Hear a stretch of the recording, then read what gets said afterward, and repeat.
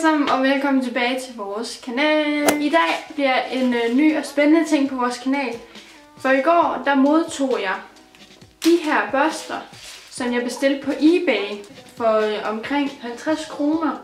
Og så mig og Maria, vi har tænkt at starte en ny serie på kanalen, som hedder Vi tester eBay, hvor vi så kører nogle forskellige ting fra eBay, og så tester dem til nogle videoer og fortæller, hvad vi synes om det og sådan noget. Det, som jeg så har købt i dag, det var de her 10 forskellige børster. 5 til ansigtet og 5 til øjnene. Dem vil jeg lige gå i dybden med bagefter. Inde på nettet, der kan man få dem i forskellige farver. Man kan få dem med hvid og sølv, og med sort og guld, og bare med hvid og guld, og man kan få dem med en lyserød koralfarve og sølv. Og så kan man så få den i den her, som jeg har købt. Og ja, det der er med eBay, det er, at hvis man køber for over 80 kroner, så kommer der 12 på. Så hvis man bare sådan holder sig under de 80 kroner, så kommer der ikke 12 på, og så kan man egentlig faktisk bare bestille det, man har lyst til. Det der så er lidt træls nogle gange, når man bestiller på eBay, det er, at det tager rimelig lang tid, før det kommer. Det synes jeg faktisk er okay, når man ikke giver så meget for det. Så det jeg egentlig kommer til at gøre i dag, det er egentlig bare at teste de her børster på kamera. Og jeg har, som I kan se, har jeg øjenbryn og mascara. Jeg er lige kommet hjem fra skole. Så jeg har bare lige fjernet min makeup, og jeg har også lige lagt en primer. Så er jeg egentlig faktisk bare klar til at prøve de her børster. Først, der er der sådan en her børste, som er sådan en helt rund, en kegleformet sådan spids ting. Den næste jeg har, det er lidt af samme stil, bortset fra den her, den er lidt mere sådan buet og skrå. Og den er også virkelig blød. Man kan sådan, Det der er så sjovt, det er, at de har en anden en med, som også ligner lidt den anden, som jeg lige viste. Det er bare en lidt mere sådan flad børste, som kan gå direkte ind og lige lave en skarp kontur, hvis det er det, man vil have. Så har jeg en helt flad børste, som er sådan flad, men den er sådan meget sådan blød i hårene og ikke sådan fast. Så jeg tænker faktisk godt, at man kan bruge den her til puder og sådan lidt pudrede ting, i stedet for flydende ting, som jeg tænker, det vil jeg prøve. Og den sidste ansigtsbørste, der er, det er den her, og den er jeg faktisk meget excited over, fordi jeg har set en fra Morphe, tror jeg, som ligner lidt den her, så jeg håber, den er virkelig god, fordi så er det bare en win-win situation. Så til øjenskikkebørsterne, og der er også lidt forskelligt. Den første, det er sådan en flad spids en, som vil være god til sådan at smudge ting ud. Så er der en skrå børste, sådan meget sådan løs, så den vil være rigtig god til lige at blende lidt i creaset, eller bare hvad man lige har lyst til. Den næste jeg har, det er også lidt mere skrå, men den er meget buet faktisk. Den mærkes faktisk rigtig god. Ja, vi finder ud af det. Og så er der bare en helt normal blød en, ikke skrå eller noget, bare helt normal. Men ja, det er de her børster, jeg skal bruge i dag. Og jeg håber selvfølgelig, at vi følger med. Så det jeg egentlig kommer til at gøre, det er egentlig at teste nogle af børsterne, dem der sådan, alle de børster, jeg nu kan teste. Og så må vi jo finde ud af, om de er gode eller ej. Det første, jeg vil starte med at bruge, det er selvfølgelig foundation. Eller det her, det er så en BB cream, og den er fra Maybelline, og den hedder New Dream Pure BB 8-in-1 BB Cream. Og den er for olieret hud. Jeg ved ikke, hvorfor jeg købte den, for jeg har overhovedet ikke olieret hud, men det virker meget godt. Så er det så SPF 15 i, så den er god til, hvis man skal ud i stolen. Men jeg tror, jeg bruger den her. Den her runde Kabuki brush.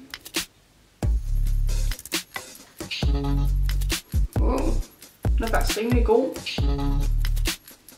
Man kan godt mærke, at det ikke er en kvalitet børstehåret børste, men jeg synes faktisk, den er rigtig god. Oh my god, den er mega god.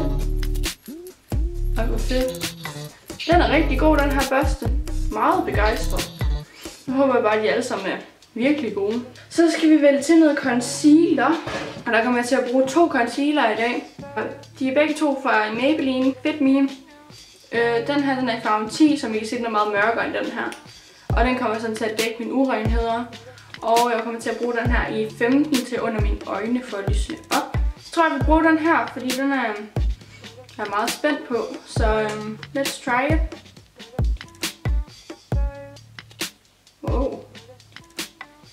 Den tager i hvert fald ikke noget produkt op. Den er virkelig god. Man kan virkelig se, at jeg har highlight under mine øjne. Det plejer man ikke at kunne. Så er det også meget nemt at få sådan her ind i hjørnerne. Eller ind i det inderste øje, for jeg har ikke nogen børster, der lige kan komme ind her.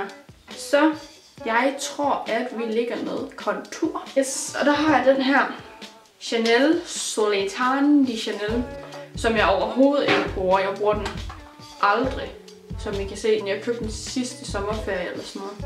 Men det er en god lejlighed at bruge den, så jeg tænker, at jeg tager den her. Sådan en lidt buet skrå børste, som jeg tænker vil være god til lige at komme ind her.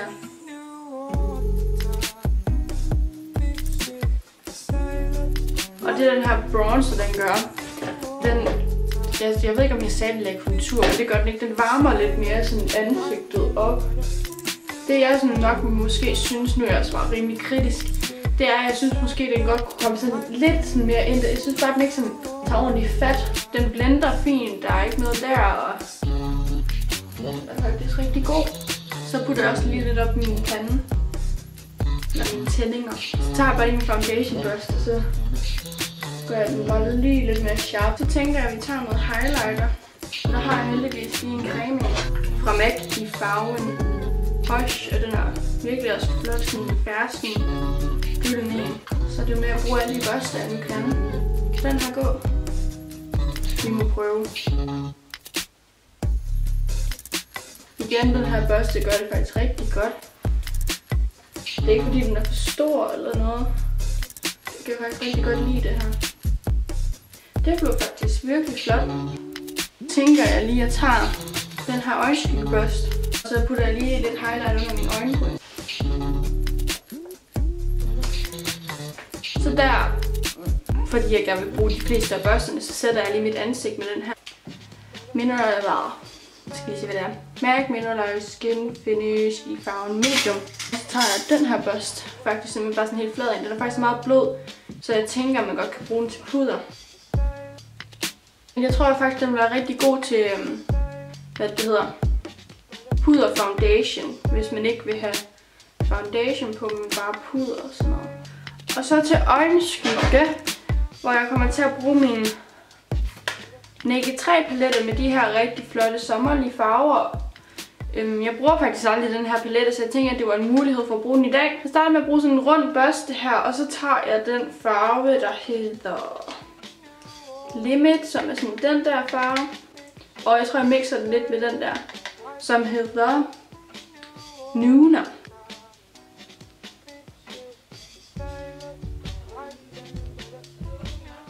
Det kan jeg godt lide. Nu tror jeg, at vi tager den her farve, der hedder How Do We Do This. Den her farve, der er lige her, som hedder Liar, og den tror jeg faktisk, vi putter sådan ud i det yderste. Ikke helt ud, men næsten. Så bruger jeg den her børste som sådan lidt tyk skrå, og også meget sådan fluffy.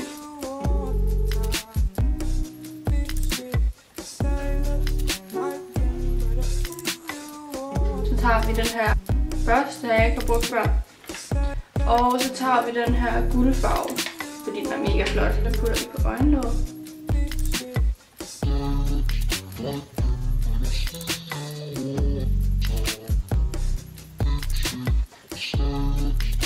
Og så blender jeg bare lige. Under øjnene så vil jeg bruge den her spidse ting her. Og så tager jeg den her øjenskyggefarve, der hedder Nuna, og den blender jeg bare lige under mine øjne. Den er meget hård.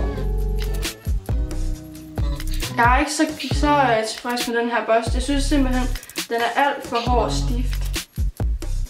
Den er simpelthen ikke til at arbejde med. Det gør faktisk lidt ondt at bruge den. Så jeg kommer nok ikke til at bruge den her så meget. I hvert fald ikke til at blende den med sådan noget. Det var faktisk sådan her, det blev til. Og jeg synes faktisk, at det er blevet rigtig flot. Man kan i hvert fald overhovedet ikke se, at jeg har brugt børster fra eBay til 50 kroner. Det er i hvert fald nogle virkelig gode børster. Jeg kan helt klart anbefale dem. De børster, som jeg nok måske selv er mest begejstret over, det er den her børste, som er virkelig god til foundation. Helt klart den her børste. Den er jeg virkelig glad for, fordi den stjal intet produkt, og den gjorde faktisk dækket faktisk også rigtig godt. Og så Alt i alt synes jeg faktisk, at alle børsterne de, var rigtig gode. Jeg var lidt irriteret over øjenskyggebørsterne, for jeg synes, de var meget ens alle sammen. Jeg kunne ikke rigtig kende forskel på, hvad for nogen der var hvad, og hvad for nogen jeg havde brugt, for de var meget ens. Og den jeg nok er mest skuffet over, det er den her, men det går nok. Altså, jeg synes bare ikke, den var særlig god. Den er meget hård og sådan. Men ellers så synes jeg faktisk, de er virkelig gode. Jeg vil selvfølgelig linke, hvor jeg har købt den henne. Så håber jeg selvfølgelig, I kunne lide den her video, og hvis I gerne vil have flere videoer, hvor vi tester eBay, så må I helt klart give den her video et like. Og så husk at skrive ned i kommentaren, hvis der er nogle ting, som I gerne vil have, vi skal teste. Husk at følge mig og Maria på Instagram, som hedder Beauty by Mathilde og Maria. Og husk at følge vores Snapchat, som hedder Muffe og Titte. Og alle sociale medier vil stå nede i beskrivelsesboksen, plus alt muligt andet. Mega fedt. Så husk at tjekke det ud. Jeg håber ellers bare, I har det mega skønt, indtil vi ses i vores næste video. Hej hej!